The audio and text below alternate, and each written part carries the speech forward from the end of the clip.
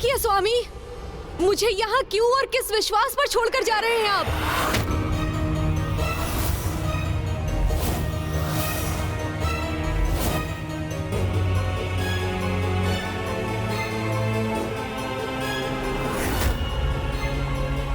क्या मेरा भी वही परिणाम होगा जो आपकी माता का हुआ था? क्या मेरा अस्तित्व भी उन्हीं के समान हो जाएगा? मुझे क्षमा कर दीजिए देवी मंदा, किंतु वहां मेरी माँ के साथ जो अन्याय हुआ उसे मैं सहन नहीं कर सका, इसीलिए बिना कुछ सोच विचार किए वहां से चला आया। तो क्या ये भी भूल गए आप कि वहां आपके साथ मैं भी थी? मुझे भी भुला दिया आपने? नहीं देवी मंदा, कुछ समय के लिए तो मैं स्वयं को भी भूल गया था। मेरा मन अत्यंत विचलित था, मेरी मन स्थिति मेरे नियंत्रण में नहीं थी, अन्यथा मुझसे ऐसी भूल नहीं होती। मैं भला आपको कैसे भूल सकता हूँ? यदि आप सत्य कह रहे हैं तो मेरे साथ विवाह कर अपने कथन को प्रमाणित कीजिए। मैं आपसे विवाह अवश्य करूंगा देवी, किंतु किंतु किंतु क्या? किंतु उसके पूर्व तब करना होगा मुझे, अपने स्वतंत्र अस्तित्व का निर्माण करना होगा, प्रमाणित करना होगा मुझे अपने। मेरा अर्थ है सूर्य देव के समक्ष।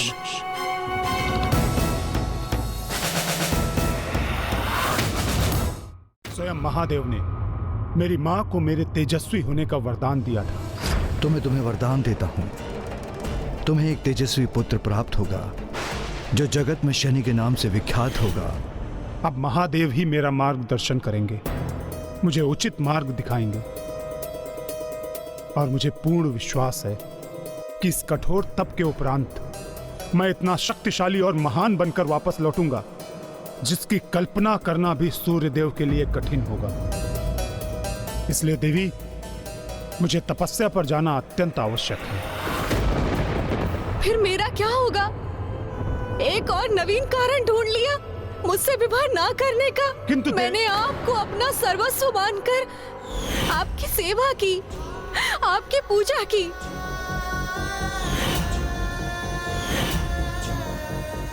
जिस प्रकार आपकी माता ने स्वयं को आपके पिता की सेवा में समर्पित कर उनको पूजा था, उनके और उनके परिवार के लिए अपना सर्वस्व निछावर कर दिया था। और जब सूर्य देव ने अपनी अर्धांगिनी आपकी माता देवी छाया को स्वीकार नहीं किया था, तो उनके पुत्र ने अर्थात आपने उनके अधिकारों के लिए संघर्ष किया था। मैं छाया पुत्र शनि अपनी माता का अधिकार और उनका श्रेय उन्हें दिलाने आया हूँ यहाँ। मैं आपसे अपनी माँ का अधिकार मांग रहा हूँ, जो आपको देना ही होगा। किंतु मुझे मेरे अधिकार कौन दिलाएगा? कौन संघर्ष करेगा मेरे लिए? क्या जिस प्रकार देवी छाया के समक्ष देवी संज्ञा में समाहित होने के अतिरिक्त अन्य कोई विकल्प नहीं था? कहीं आपके द्वारा ठुकराए जाने पर मेरे समक्ष भी अग्नि में समाहित होकर अपना अस्तित्व मिटाकर एकमात्र विकल्प न शेष रह जाए। नहीं देवी मंदा, ऐसा कदापि नहीं होगा, ऐसा कुछ भी नहीं होगा। मैं भला आपको अपनी अर्धांगिनी क्यों स्वीकार नहीं करूंगा, अब जबकि विशेष रूप से मेरी माँ की अनुमति भी प्राप्त हो गई है हमें। तो फिर शुभ कार्य में विलंब क्यों? मेरे साथ मेरे पिताश्री के पास चलिए, उनसे मांग लीजिए मेरा हाथ, कर लीजिए मुझसे विवाह। तो फिर शनि जी ने देवी मंदा से क्या कहा?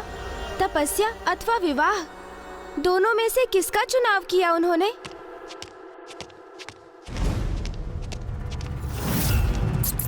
यहाँ छिप जाता है।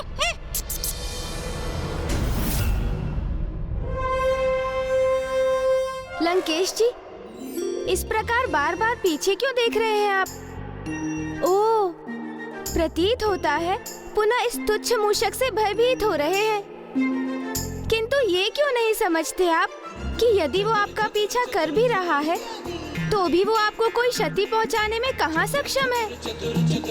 और आपको तो ज्ञात है ना कि शुभ कार्य में आगे बढ़ते समय पीछे नहीं दृष्टि सदैव आगे की ओर ही रहनी चाहिए, अन्यथा वो कार्य संपन्न नहीं होता। दशानन हूं मैं, ना ही किसी देवता और ना ही किसी दानव का भय है मुझे। वो एक तुच्छ सा मूषक, वो क्या भयभीत करेगा मुझे। चलिए आगे बढ़ते हैं। हाँ, आप अपनी कथा किसी भी कारण से मत रोकिए। अच्छा फिर बताइए, आगे क्या हुआ? क्या शनि जी ने देवी मंदा का प्रस्ताव स्वीकार कर लिया? शनि जी को देवी मंदा का प्रस्ताव को स्वीकार करना ही था और देवी मंदा की संतुष्टि के लिए उन्होंने गंधर्व राज चित्रसेन से उनकी अनुमति और आशीष प्राप्त कर देवी मंदा से विवाह कर लिया। और विवाह उपरांत देवी मंदा एक सुंदर वैवाहिक जीवन की कल्पना कर रही थी, किंतु शनि जी के मन में तो प्रभु शिव जी की ही तपस्या थी और उसी तपस्या के कारण शनि देव के साथ ऐसा कुछ घटित हुआ जिसके कारण उनका जीवन पूर्ण रूप से परिवर्तित हो गया। ये घटना उनके विवाह के बाद की प्रथम रात्रि की है, जब एक नववधू के रूप में देवी मंदा बड़ी ही उत्सुकता से अपने स्वामी की प्रतीक्षा कर रही थी।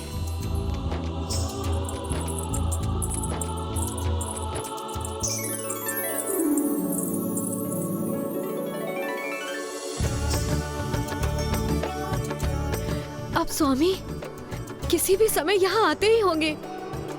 मेरे आभूषण, मेरा संपूर्ण श्रृंगार सब उचित तो है ना?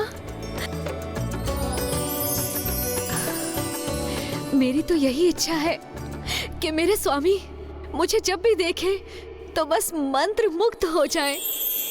मैं तो कब से मंत्र मुग्ध हूँ प्रिय।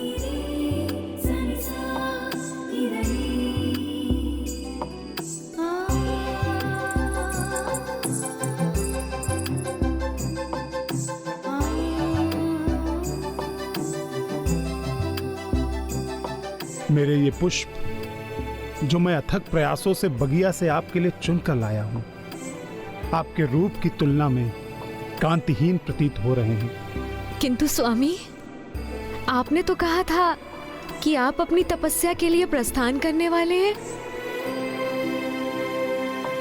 हाँ देवी, तपस्या के लिए जाना तो अवश्य है, किंतु कुछ क्षण आपके साथ बिताने के पश्चात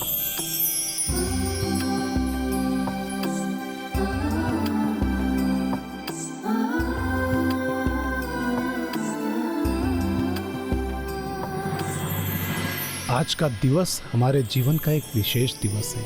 आज के इस विशेष दिन पर मैं आपके साथ समय बिताए बिना कहाँ जा सकता था।